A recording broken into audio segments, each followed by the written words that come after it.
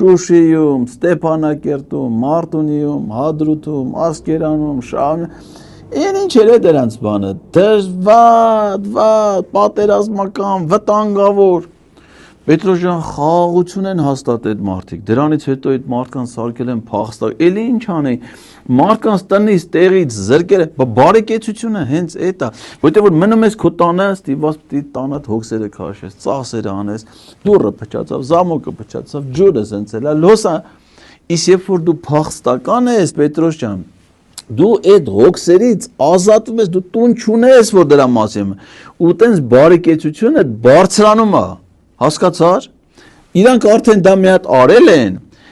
նախորդ հինգամյակում, հիմա արդեն քանի որ փորձ ունեն, հաջորդ հինգամյակում ավելի լավ են անելու, ամբողջ Հայաստանում են տենց անելու,